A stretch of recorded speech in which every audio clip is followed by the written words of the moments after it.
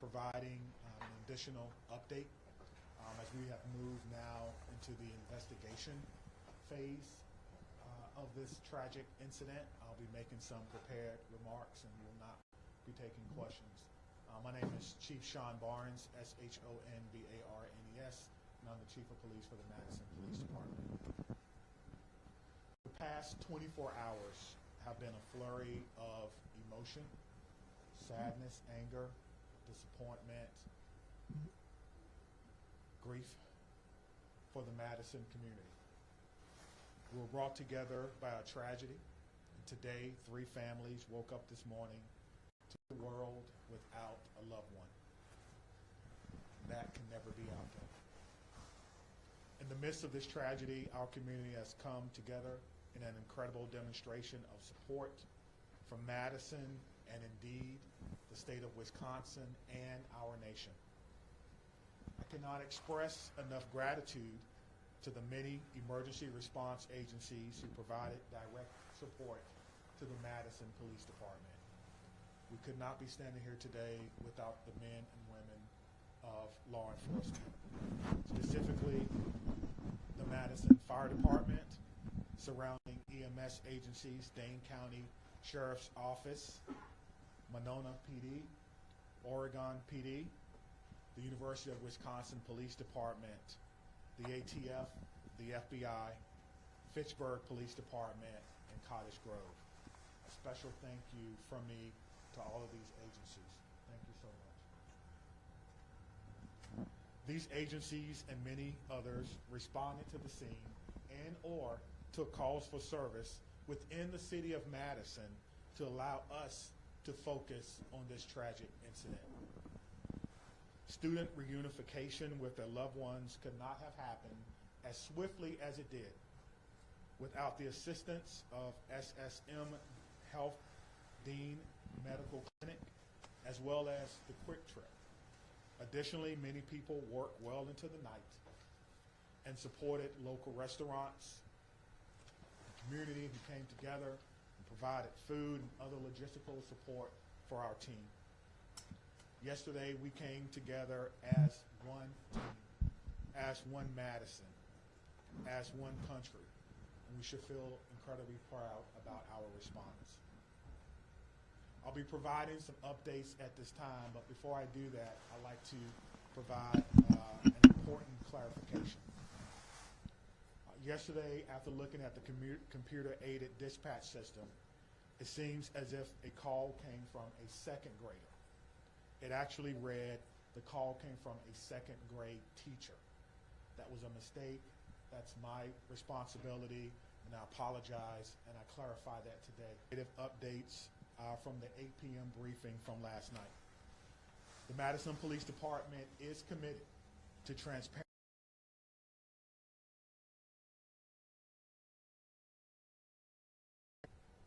This must be balanced against our commitment to the victims of this horrific crime and the need to do a thorough and complete investigation.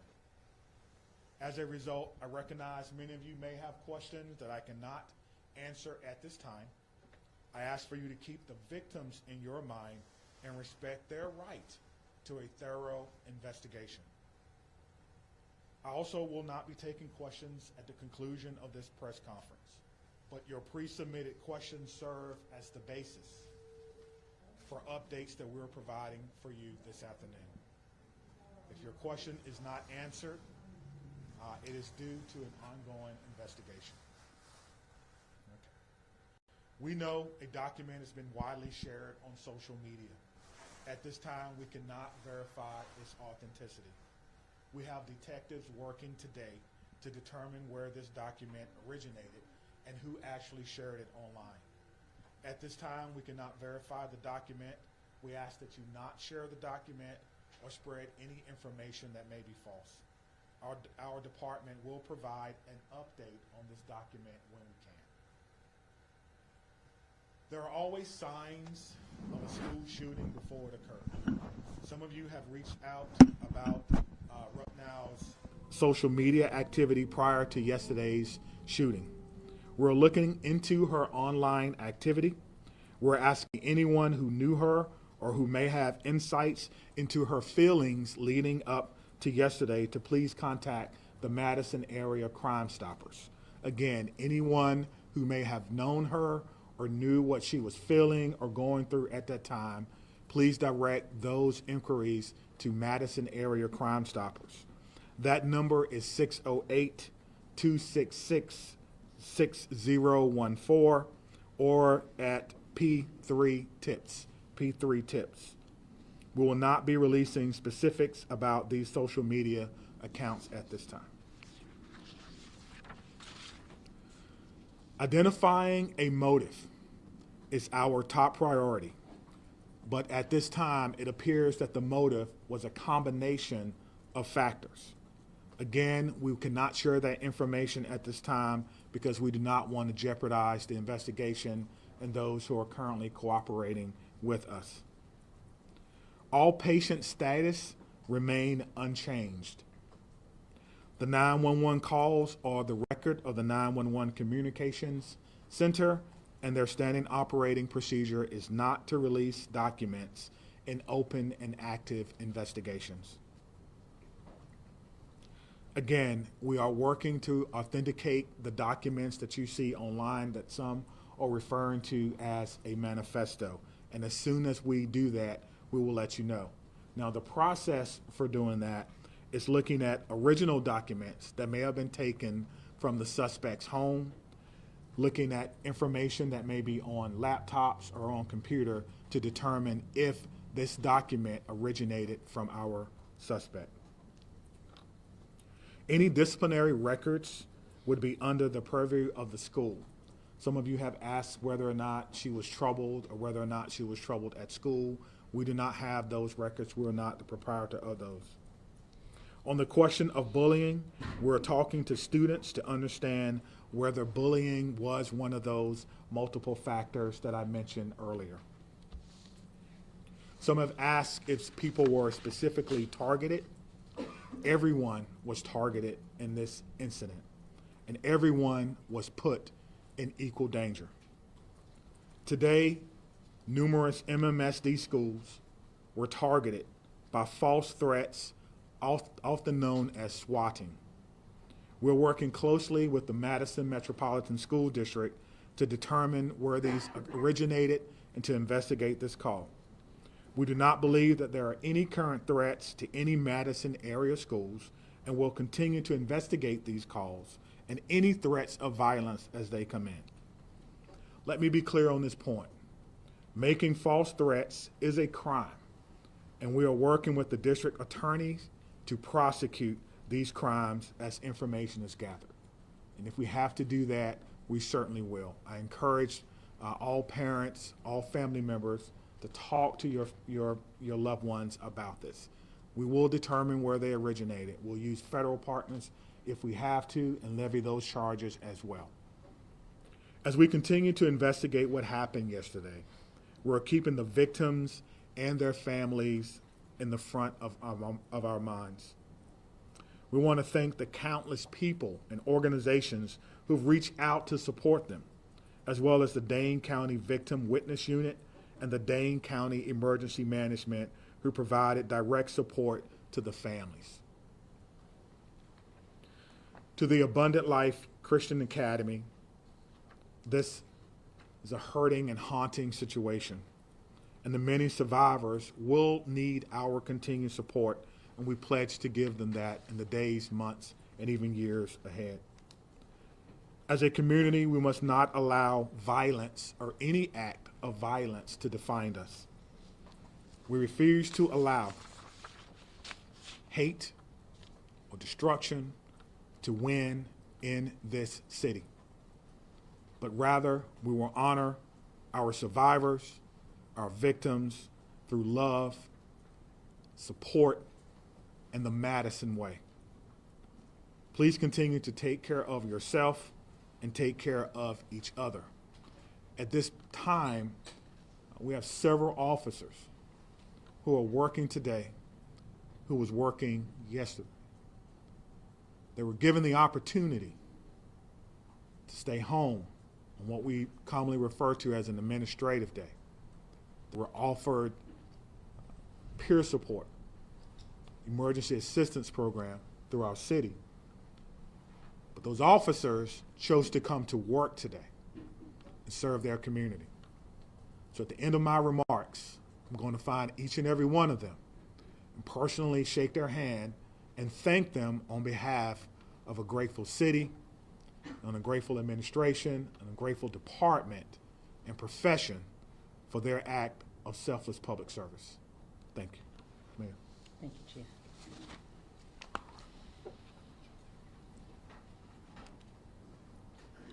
I want to start where the Chief ended, which is just asking everyone in this room and within the sound of my voice to take a minute. It's been an incredibly difficult 24+ hours at this point in time. We're all human, including each and every one of you in the media who is covering this really tragic event. Please remember that you're human and take care of yourselves. We all need to do that. Drink water, take a moment, access whatever mental health resources you need, because that's our job now, is to take care of ourselves so we can take care of each other and our community. Yesterday, the Madison community experienced a terrible and traumatic event. If there's any positive in it, it's that the educators at Abundant Life, our local law enforcement and first responders, and our community partners were prepared to respond. They acted without hesitation to protect our children, and I'm grateful and humbled by their actions. It's a day that I hoped never would come to our city, but like so many other communities, here we are. We will never be the same, but we will get through.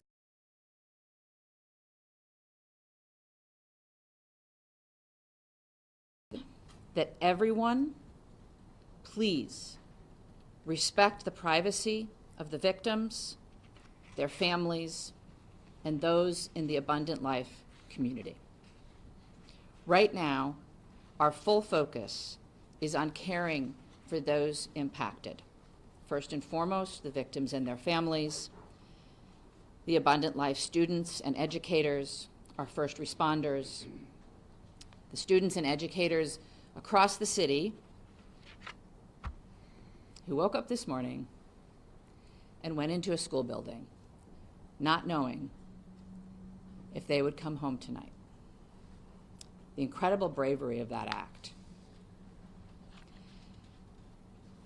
I think all of our students and educators are feeling scared and vulnerable right now. We are also trying to care for our whole community, because I believe we are all fearful and grieving and impacted. The City of Madison is working closely with Dane County, with community partners, with state and federal government resources to provide support and counseling to all those affected.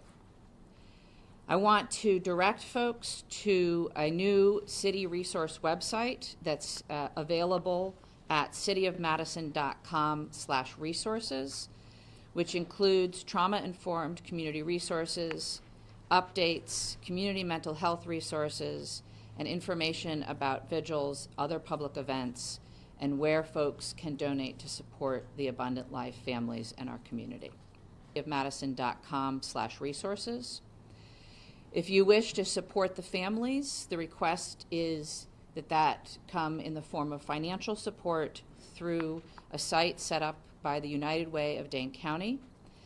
You can visit unitedwaydanecounty.org, or you can text HELP for ALCS to 40403. Again, that's HELP numeral 4 ALCS to 40403. The community is also invited to a vigil tonight by the Vel Phillips statue at the Capitol at 6 p.m. Again, that's at the Capitol building by the Vel Phillips statue at 6 p.m. I would ask that everyone, and particularly the folks in this room, please avoid spreading misinformation, particularly via social media. Please vet what you share, even if your wish to share is well-intentioned. There's so much that we do not know at this point, and we have to allow law enforcement the time and space for a careful and methodological investigation. Let them do their jobs. And above all, please respect the victims, respect the families, respect the school community, particularly on social media. I want to say a huge thank you again to all of our partners and those across the country who have reached out, talked to yesterday, Senator Baldwin, who I talked to yesterday, Congressman Pocan, Governor Evers, who called, and many others at every level of government and all across our community. I want to thank most particularly our first responders and everyone who mobilized yesterday to help. Certainly Madison Police Department and the many law enforcement agencies that were mobilized, the Madison Fire Department, the Sheriff, the State Patrol, the FBI, the ATF. I want to thank our hospitals that cared for the victims and the medical staff there. I want to thank Dane County, in particular, Emergency Management and the Victim Services Unit. They have been incredible. I want to thank SSM Health and the Dean Clinic. They, without hesitation, made their facility available to us. They canceled all appointments. They rearranged the facility. They put their staff at our disposal to make sure that the Abundant Life families could be reunited with their students. I couldn't be more grateful to them. I want to thank the United Way, both for setting up the donation site and for mobilizing resources across our community. I want to thank the Red Cross and the Salvation Army, the religious leaders who came to their unification site yesterday from across our community, and all of the community organizations and businesses that donated food and resources to the families and are still now offering support for our community. There are so many people who have offered support, resources, help, and well wishes, and we are grateful to every single one of them. I want to end where I started, which is centering our collective humanity. We all have to take care of ourselves so that we can take care of each other and our community. Whatever your belief or tradition is, I would ask that you find a way today, tomorrow, in the coming weeks, months, and years, to be kind, to give grace, and to find ways, big or small, to help make our community a safer place for all of our children. Thank you, and I'll turn the podium to the county executive. Sorry, before you go, can you introduce We'll answer yourself? questions. No, Oh, introduce I'm sorry. yourself again. I'm sorry, I forget that you're not a local. My name is Satya Rhodes Conway. I'm the mayor of Madison. That's S-A-T-Y-A, last name R-H-O-D-E-S-C-O-N-W-A-Y. Satya Rhodes Conway, mayor of Madison, Wisconsin. Thank you. Good afternoon, everyone. I'm County Executive Melissa Agard, M-E-L-I-S-S-A, A-G-A-R-D. It's unfortunate that we are still having to navigate this absolutely horrific situation in our community. I come before you today as a community leader, as a mom, as a fellow Dane County resident, and like many of you, someone who is continuing to process what unfolded yesterday at Abundant Life Christian School and across our community. My heart aches for the students and families and teachers and the first responders at all levels, from the 911 officers to the folks that are at our coroner's office. Every single one of us has been impacted in an unimaginable reality by this situation. Our kids, my kids, teachers across our community, and in fact across our nation, had to wake up and go to school today, and that was an act of bravery. Parents dropping their children off at after what we witnessed yesterday took an act of bravery and a belief in our community. And that's a bravery we should not have to put on the shoulders of our children and our families and our community. Let me be clear. These everyday actions that we have all experienced over the last 24 plus hours should not require bravery.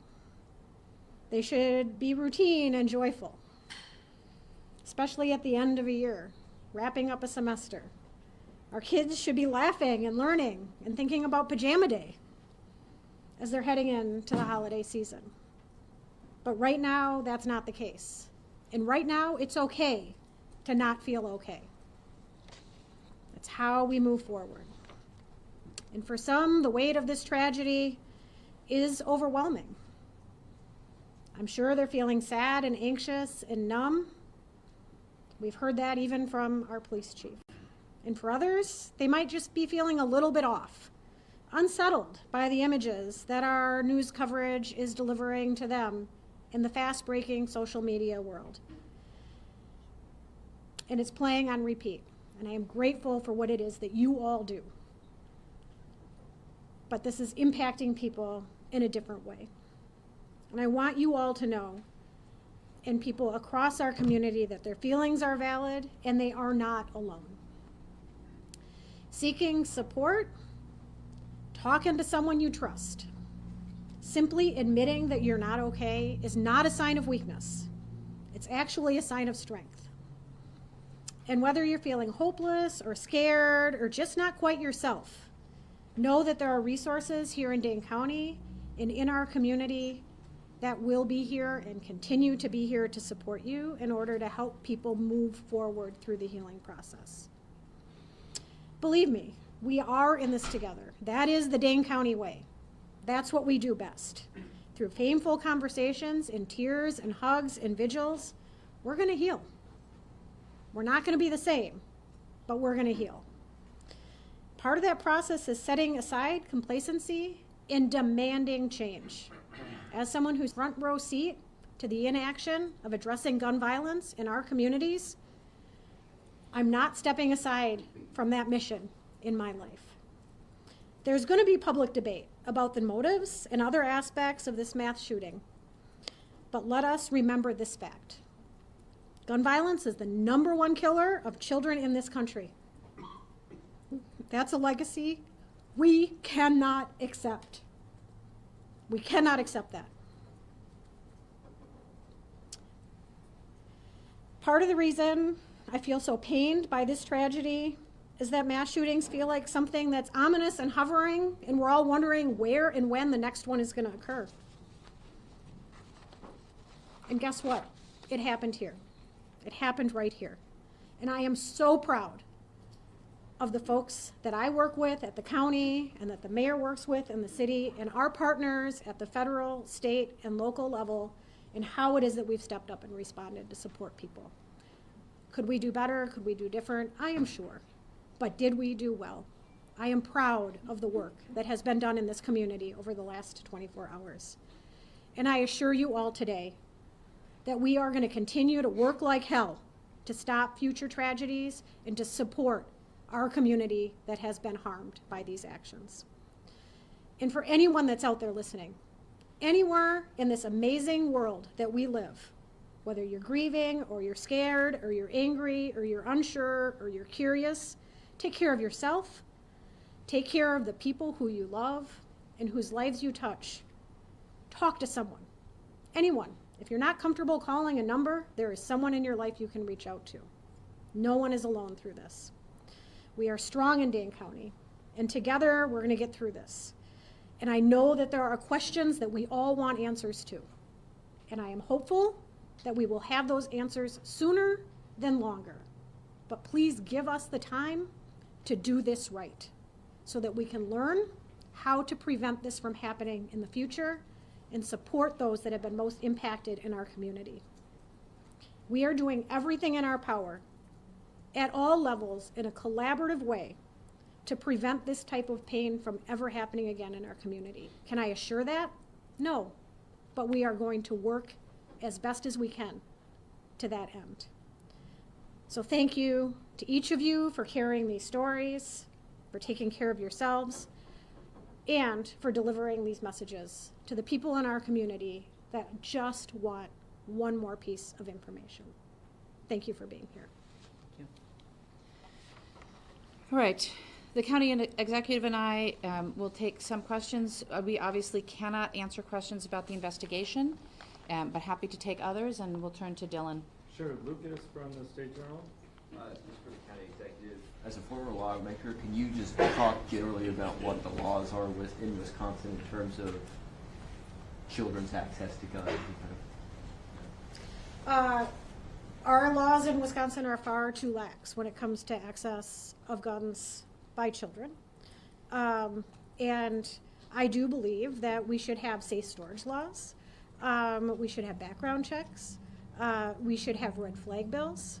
We should be providing adequate support for everyone in our community when it comes to behavioral health. People should not be waiting when they raise their hand and ask for help. And there should not be stigma surrounding people who are asking for that help. Our schools should be adequately funded. Our Department of Justice has an Office of School Safety. They don't have enough resources, and that is on the legislature. There is a lot of action that can be taken in the Wisconsin State Capitol, but this is a conversation that needs to happen from coast to coast. We need partners in our federal government to also address this, because states have borders and people can cross them. Okay, Maddie from WIC. As public officials, can you speak to the process of vetting information before sharing it publicly, what that looks like behind the scenes? We can try. I think it depends, but we have a process within, obviously, both police and fire have public information officers who work with the principals to gather and vet information and share it out. Similarly, in my office, we have a communications manager who works investigation. I can't really speak to that process, but there is a process within law enforcement to decide what information can be shared that won't jeopardize investigation, and then to do our best to verify information before we're sharing it publicly. Obviously, in an event like this, there is a lot of chaos, and it can be difficult to parse out where information is coming from and how accurate it is at any given time.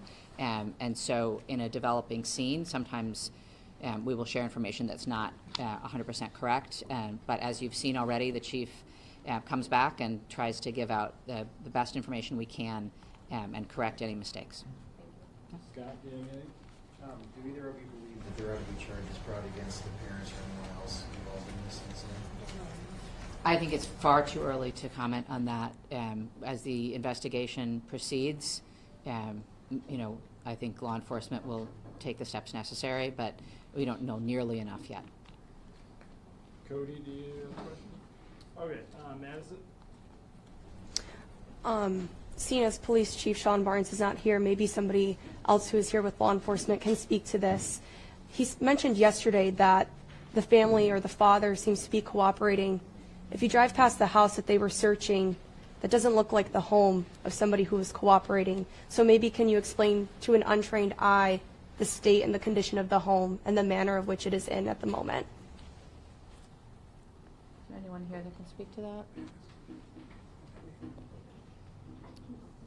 Sorry, we'll have to follow up on that for you. Chloe? Again, I'm not sure if anyone is able to speak to this, but I know Chief Barnes kind of briefly mentioned that students are talking about if the suspect is talking or was bullied. Is there anyone that can speak to that right now? Students are coming forward at this time and sharing what they saw and heard in school yesterday, or their relationship with the student. So I think broadly, at this point in time, it's a very active investigation. You heard the chief ask folks who want to share any information that they may have to share that via Crime Stoppers, and I would echo that if anybody has information that's relevant to the investigation, to please share it through Crime Stoppers. I think today is going to be a very difficult day for all of our students in Madison. I know that our schools and teachers are doing their best to support kids. And I think the county exec has kids, as I do not, so she may know more about that. So I do have a son in our Madison schools, and it was hard for him to get up and go to school today. And then the school is locked down because many schools in Madison area were locked down due to swatting. And that was triggering not only to him and his peers, but to family members and educators. And the world that our kids are in now is very different than the one I grew up in. They have access to social media and digital communication in the palm of their hands. And they are oftentimes sharing information that has no source. It is our jobs as adults and as folks on the front lines to remind them that nothing is valid that they are sharing at this point in time, but to be there as they continue to process this. Again, my message to my son and to his friends and to other families that have been reaching out is, if you do feel that you have any information, if you feel like it might be something that would be helpful and you're not quite sure, you should still call Crime Stoppers. The smallest piece of information could be the last piece of information that we need. So don't second guess yourself. Please reach out to Crime Stoppers. Parents, support your children through this as they are navigating. It is a very confusing path for them, and my kids seem to know more than I do right now as this is going on, because of the fact that that digital device is in their hands. And we need to help them know that they should be putting that down and slowing their worlds down as we're navigating our way through this. Thank you. Shelley from WORT. I'm sure you've been on the phone continuously and have made hundreds of calls.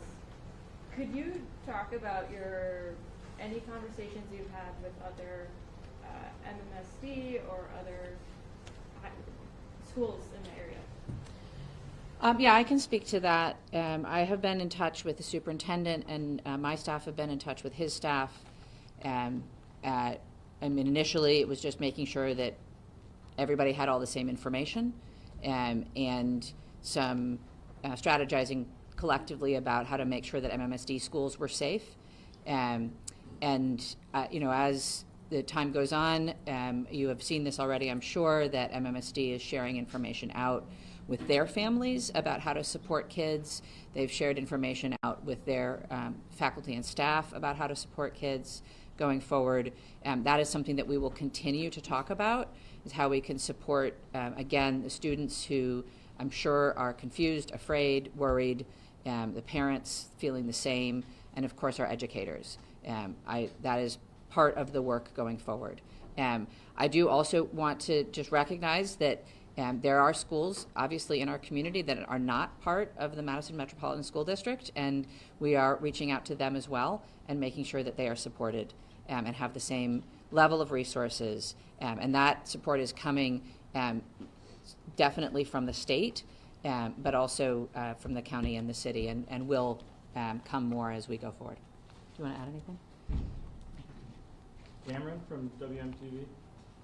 Yesterday when you guys briefed us, you told us that staff and students immediately left the building, some about their cars, some about coats, all of those things. So could you guys tell us what the status of the building is, and if there is a timeline in place for people to return back? I don't have all of those details, but what I can tell you is that yesterday there was a process of folks leaving the building and then obviously being reunited with their families.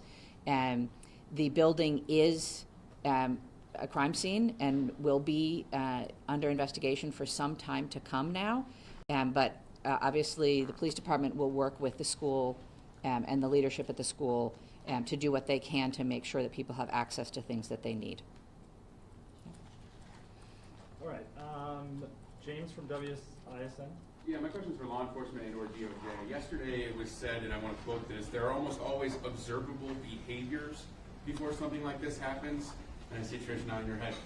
Can you share what observable behaviors specifically we see as this investigation unfolds from the suspect in this case? So I think, again, I want to address, because we did receive your question. I'm going to get in front of the microphones. As we mentioned earlier, any questions we can answer about the investigation, we answered in our updates. So we cannot take any more follow-up questions about the investigation. Are the observable behaviors in the social media accounts? That was not something that's... So again, it's an ongoing investigation. MPD will share information that they can as they can, but we're not able to speak to the investigation at this point in time. All right, Anna from WPR. Yeah, hi. Can you speak to the decision to keep Newsroom and other Dane County school districts open today, and whether that's going to change in light of the hoax calls and the swatting incidents? You know, we don't have anyone from the school district here. Yeah. I'm sorry. Sorry, it's a question for the school district. I can tell you that there are many families that chose not to send their children to school today. It didn't feel like a day that they could go to school over. That was a highly personal decision that individual families made. I honor local control. I honor our local governments and our school boards and our superintendents, and they are navigating this best as they can for their communities. All right, David from the Journal-Sentinel. Hey, thanks for taking my question. I wanted to ask you about a timeline or any further information you give on the victims of this incident and kind of if there's any timeline for them. I'm not aware of a timeline at this point in time. Thank you. All right, Ian from CBS News. Why didn't the school have a resource officer, and would having one have made a difference? That's a question for Abundant Life. We can't answer that. Would having resource officers, I'm told that Madison doesn't have resource officers in their schools. Is this something that would be? So again, that's a decision that's made by the individual schools and school districts, so it's not something that we can speak to. Brianna? Two questions, if I may. One, the police chief made a correction saying that it was actually a second grade teacher who made that 911 call. Have officials been in touch with that teacher? Is there anything you can share about who the teacher is? There's nothing we can share at this point in time. And then, are you able to speak to the general protocols about bullying? How does the school monitor bullying? Do they have protocols in place to monitor how that happens? Again, we don't represent Abundant Life, and so we're not able to answer questions for the school. All right, Shaq? Is anyone from Abundant Life able to speak, or? She just said, okay. Sorry. Okay, we got to wrap it up here, so we'll go. Well, Mayor Conway, are you able to just say, I mean, right now we know the victims as students and teachers, nothing more. Can you just speak a little bit more to that? I understand you're trying to respect their privacy, but can you speak a little bit more to the personality? Were they engaged in sports? Were they beloved by the community? I'm sorry, we can't share anything more at this time, and it's Rhodes Conway. Oh, excuse me. We really can't share that. Okay, so Adam from CBS 58. Sure. So it's been 27 hours now. Why can't we share the identities of the victims? It is my first priority, and I believe the priority of many of us here, to respect their privacy and their timeline. These are folks that have been deeply impacted by trauma and are grieving. And frankly, I think it should be up to them whether and if they want to share any personal identifying information with anyone at all. But it's not up to me. It's a law enforcement decision. And so when law enforcement feels like that's appropriate, they will share that information. The shooter was named yesterday. Do you know why the victims were not named? No, that's a law enforcement decision. She unfortunately walked out the door, too. Do you know when we'll be able to talk to him? I don't. Adding off that question, I mean, we've been sitting here for the last 27 hours, as Adam mentioned. Why would you guys not have the proper people in place to answer some of these questions? You guys, including the fire chief, have sat here and tried to say that you want to dispel rumors on social media. You want to make sure that you're giving factual information. We're asking questions that have been circulating on social media, including rumors about the victims. Why not provide clarification and actually have people here to answer those questions to set the record straight? I don't know how many times I can say this, We will share good factual information when we can. None of you is obliged to stay here. You're free to leave. You don't have to be sitting in this room if you don't want to. We will share information when we can. It's very important that that information be as factual as possible. All right, I'm going to say this and then we're done. It is absolutely none of y'all's business who was harmed in this incident. Please have some human decency and respect for the people who lost loved ones or were injured themselves or whose children were injured. Just have some human decency, folks. Leave them alone. Let them grieve. Let them recover. Let them heal. Don't feed off their pain. We'll share what we can when we can, and not before that. Thank you. Is there another briefing scheduled? There is not. Why didn't you allow me to ask the question? The mayor does what she wants. No, but you actually heard the question and you didn't think it was okay. I promised to speak to the good people of the Netherlands in 1 second. But we go ahead. All right, I got one. Well, the mayor makes her own decision.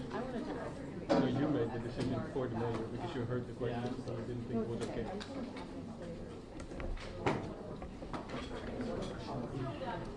Yeah, I think. Ja, ja toch? Ook dat die interactie toch? Ja, ja dat is dat. Want hij heeft ook die, ja.